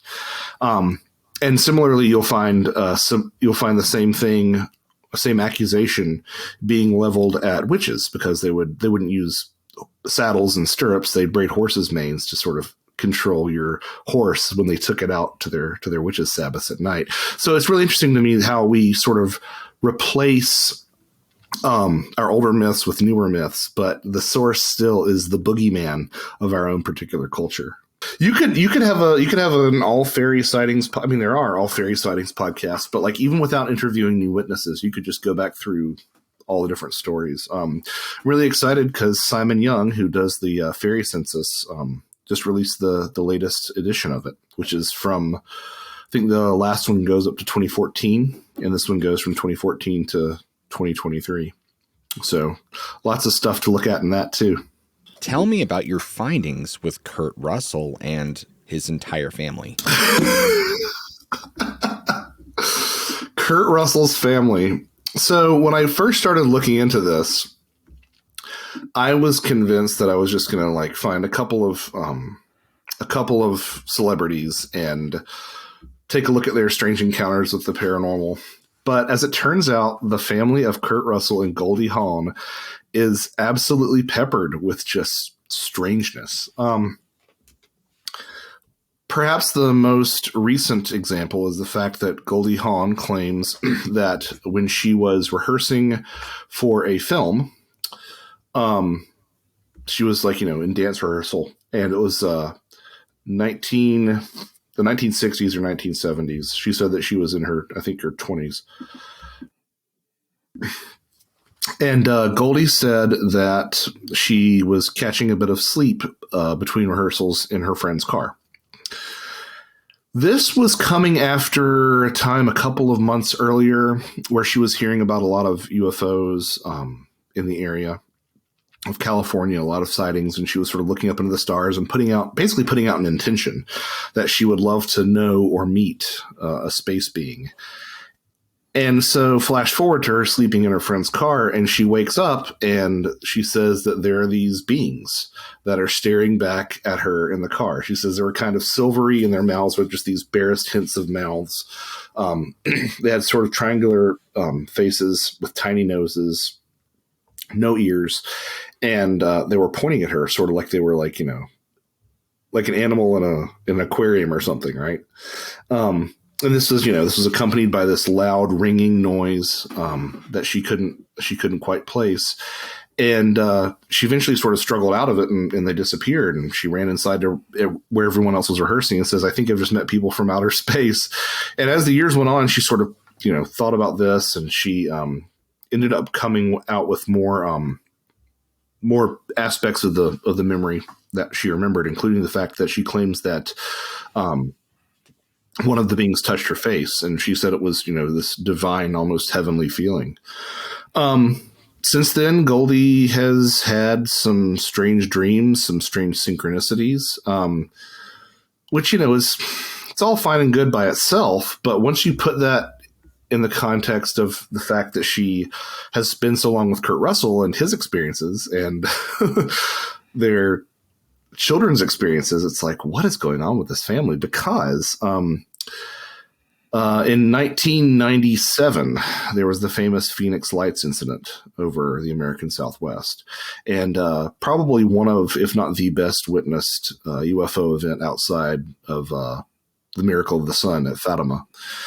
And there are all these different, reports that flooded in. And Kurt says that he was coming back from work, and he, comes inside, and Goldie's watching a UFO documentary because apparently she has an interest in these things.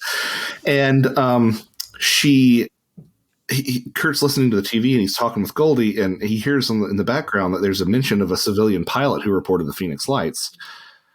And he stops and he goes, "Wait, I think that was me."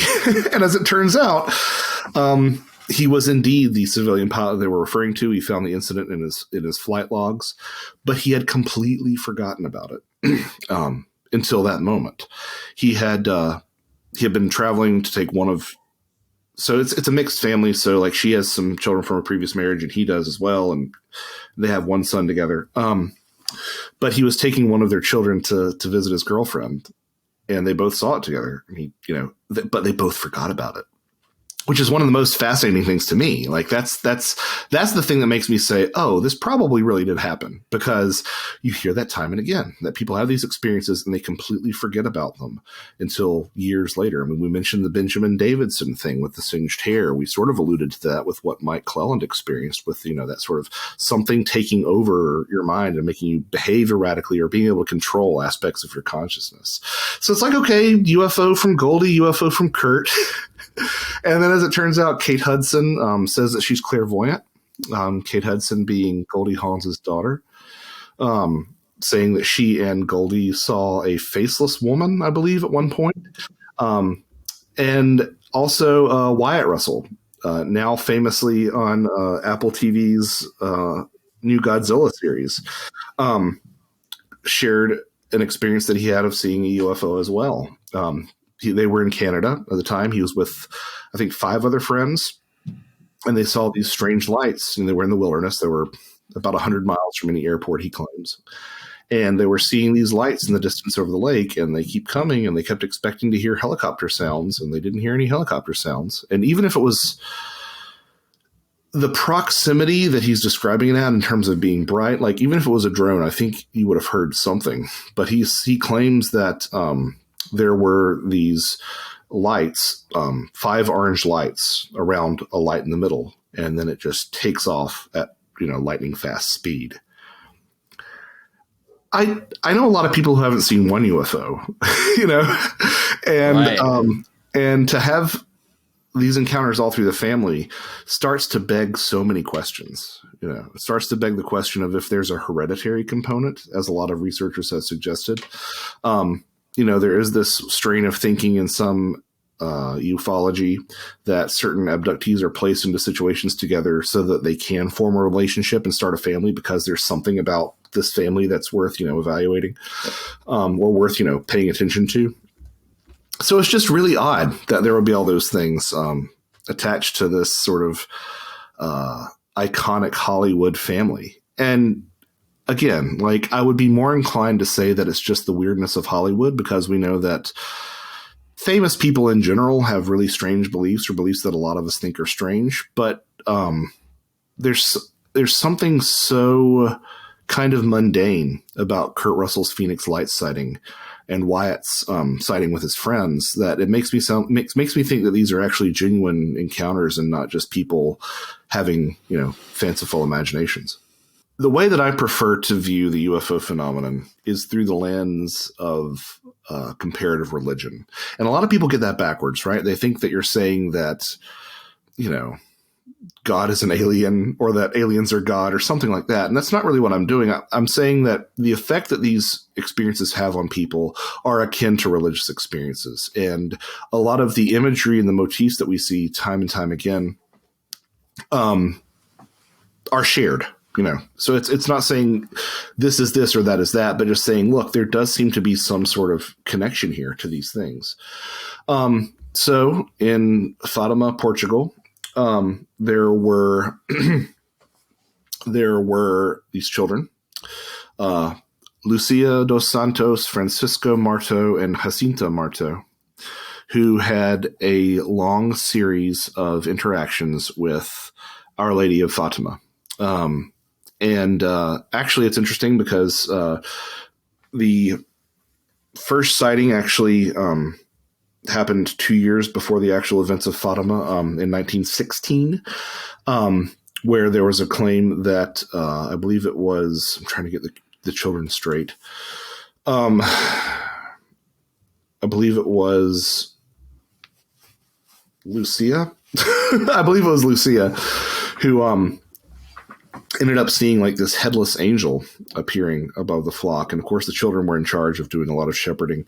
But while they were out in the wilderness of this area around Fatima, they started having these interactions with this being that was brilliant and luminous, and although it's not often discussed, short and kind of strange looking if you look at some of the first sketches that were made of Our Lady of Fatima. But there, even though Our Lady of Fatima never explicitly identified herself as Mary, she did deliver messages related to Christianity and related to the direction that the world was heading in. She made several predictions. But the sightings culminated in what is probably the best witnessed UFO event in modern history, which is the miracle of the sun. Put a pin in that for a second. On October 13th, I want to make sure. Yeah. On October 13th, 1917, the miracle of the sun occurred. It was predicted by this point, vast crowds were coming to Fatima. It's estimated that 100,000 people saw this. Some of them saw it in the direct vicinity of the actual event. Some people saw it miles away, so we do have a degree of corroboration there. According to the stories, the sun grew larger and larger and then basically began darting around the sky. And it was, some people saw the sun actually metamorphose into figures. But there were people who, again, as I said, who were miles away who also saw this as well. And it's really fascinating because once you start going down this particular path of comparing these sightings of the Blessed Virgin Mary and some of the UFO lore, you do start to see these similarities. And, quite frankly, you see them to fairy folklore as well. The number of Marian apparitions that have happened in the vicinity of grottos and underground springs is quite prevalent. And these were also places where you would see the fairies. In fact, I believe it was the Fountain of Lords where it was later a figure that appeared that was venerated as a Virgin Mary, but it actually started out as sort of a fairy character. And a lot of these fairy queens and whatnot, of course, would wear white, which is also the color associated with the Virgin Mary. So that's the briefest of thumbnails off the top of my head of what happened at Fatima. But it's still one of the most miraculous things to have happened in the 20th century. Simply for the sheer fact that it was so well witnessed and so well documented. And you'll have all sorts of skeptics come along and try to provide their own explanations, but it's hard to believe that 100,000 people would be so mistaken. It's such a long story because there were these repeated interactions. And, at one point the children were held against their consent by authorities. And it's got a lot of nuances to it. Yeah. You better be careful. Those YouTube experts are always out. They're always lurking, man. That's what lurks beneath, are the commenters. Yeah, lurking beneath the video. Yeah.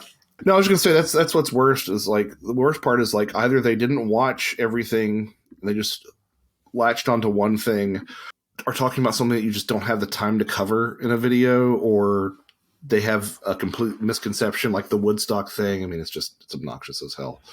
Misconstrue things all the time. Like, well, how did you get that out of that? The defending of the Trail of Tears. God, that was new to me.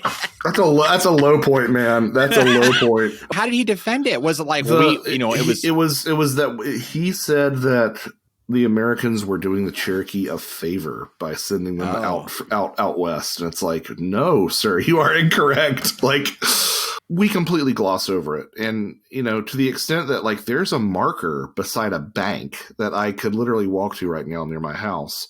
And it's just this little, it's on a signpost and it's just a little sign. And it says here is on this spot, the first death in Georgia on the Trail of Cheers happened. And it's like, shouldn't this be like a statue or something? Like, shouldn't there be something other than like a sign by the sidewalk? Like, it's crazy. But yeah, people don't really grasp the scope of what happened in that. It's rough, you know. To close things off, why don't you tell us all about the incredibly bizarre butterfly people phenomena that occurred in Joplin? On May 22nd, 2011, an immense hurricane hit Joplin, Missouri. I believe it was one of the deadliest. It certainly was one of the ones that caused the most damage in American history.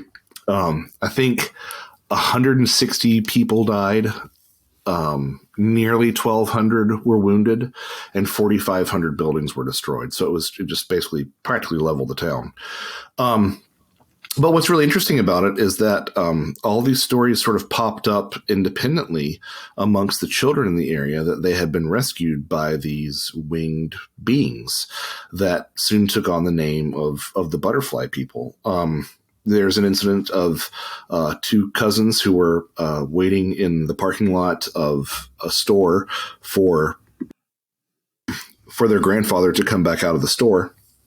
And as they did, the storm sort of came up very fast and ended up flipping the truck over. One of them was pinned inside the truck. The other was laying on the ground outside the truck. And the grandmother said, you know, just start praying. And they did. And according to the cousin who was stuck inside the truck, there were these visions of these beings that at first she thought was her cousin standing back up, but no, it was these beings standing around her cousin, which she attributed to angels, but said that they were definitely beings who had wings, who were luminous. So I think one had blonde hair and one had brown hair. There's no real good estimate of how many stories involving butterfly children popped up, but there are tons of them, and they did seem to come from across people with various socioeconomic status, various cultural backgrounds, various religious backgrounds. And the stories were also, you know, very often the same, that there was this last minute intervention of this winged being. Like at one point there was a story of a boy who was traveling down the road with his father when the tornado hit. And the father saw this car just like coming towards them, being thrown by the storm.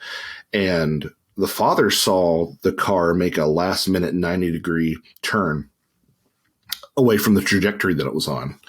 But according to the child saw this being with wings just sort of swoop in and, you know, knock it to the side. You also have these stories of children who were found in the middle of a field. Afterward, everything around them was devastated, but they're laying there in the middle of the field. And when asked how they survived, they said that these beings sort of stepped around them. And of course, in these stories, as the butterfly beings, sometimes they fly, but when they walk towards the witness, and all the debris just sort of like bounces off of them as if they're encased in some sort of force field. And they surrounded the child in these stories and deflected all this debris that would have hurt and killed the child. There's another story of a 4-year-old child who was found wandering in a field after the tornado. They asked the boy where he had come from, and he said, "I came from St. John's Hospital." Well, there are two problems with that story. St. John's Hospital was 6 miles away, and it was basically demolished by the storm. And they said, how did you get here? And the boy said, you know, the angels brought me and they put me down here. You hear these stories time and time and again, but they mostly focus around children, with the exception of one instance of a preacher, because this was a Sunday when this happened. And a preacher was giving his sermon, and they heard the tornado sirens. And so he told everyone to run down to the basement. And the congregation headed down there, but some people were lagging behind, and they ended up getting trapped by a wall as it fell down. And, the preacher doesn't know what to do. And so suddenly from out of his field of vision, this group of, 2 or 3 really large men show up, and they pull up this wall and, just enough to let the people who were trapped go underground. And the preacher says, follow us down into the basement, save yourselves. And they said, no, we've got work to do. And they go off. And afterward, the preacher's talking to some of the first responders, and they say, that wasn't any of our people. And this particular wall, like they looked at it and they're like, there's no way that even if you're fueled by adrenaline that you could have picked up this wall. It's just too heavy. So there are a handful of adult stories, but a lot of stories involving children. And, you have the usual skeptical dismissals that, it's children processing trauma and all this stuff. But the fact of the matter is that the stories do have a lot of consistent aspects that make you wonder if there wasn't something objectively paranormal, mystical, divine going on in Joplin.